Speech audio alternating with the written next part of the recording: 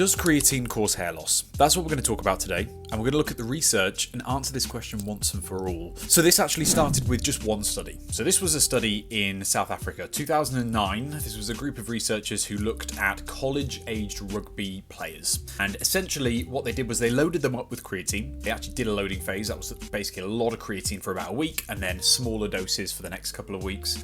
And they were specifically interested in the hormonal changes that these people underwent, right, when they took creatine. So they weren't necessarily looking at muscle strength or muscle mass or some other outcomes that we might see in other creatine studies. They were looking at hormones. So they looked at things like testosterone, dihydrotestosterone, which is the hormone of interest. Some of you may know that as DHT. You may have heard of that before. And they were looking at those changes. Now, interestingly, what they found over the period of taking the creatine, the people who were in the creatine group, because they had a placebo group as well, but the people who were taking the creatine, their DHT levels were raised by 40% from baseline. Now, this is quite interesting, and it's interesting in the sense of creatine and hair loss because DHT is a hormone that plays quite a pivotal role in hair health, especially in males.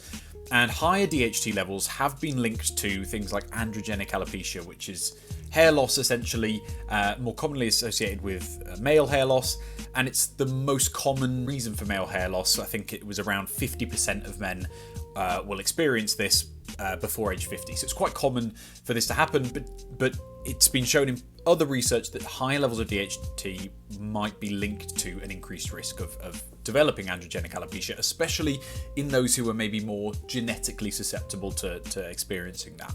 So they found that this was raised. These levels were raised in the creatine group. Now, there's a couple of things to note about this study before we go on. Although there was a 40% increase, the DHT levels in this specific group, they remained within the normal clinical limits, and still probably not enough on their own to trigger hair loss or to kind of accelerate hair loss. And especially not in that period that they were studying, because they didn't actually look at hair loss. All they looked at was these DHT levels and these various hormone levels.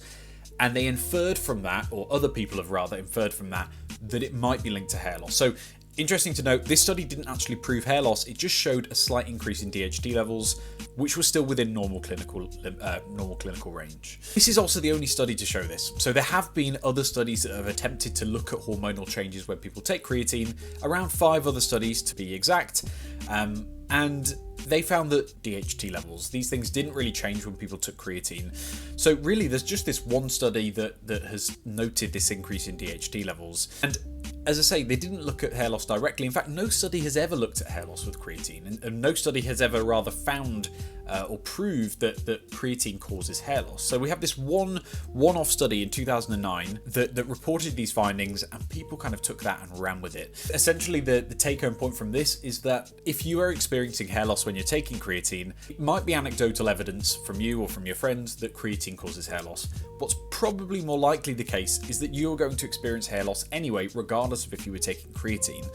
And it's unlikely from the research that we have that creatine sped that process up. Yes, you may have an increase in DHT levels when you take creatine, but guess what else causes an increase in DHT levels and changes other hormones? Resistance training, taking certain medications, acute exercise. All of these things have an effect on DHT levels. So by taking creatine, the chances of that being the cause of your hair loss are extremely slim, I would say. So essentially, we can kind of debunk this myth that creatine causes hair loss, to date anyway, until new research comes out. But for now, I would say absolutely don't worry about it. You know, if you're super paranoid about creatine causing hair loss, then just don't take it. You know, you're not going to be missing out on a whole lot. Yes, it's the most effective sports supplement we have, but on the scale of effectiveness of, other kind of illegal supplements, let's say, creatine really isn't going to scratch the surface, so you're not really missing out on much by not taking it. So if you are really worried about it, don't bother. But we don't have any evidence to support that it's true, basically. So see you in the next video, and thanks for watching.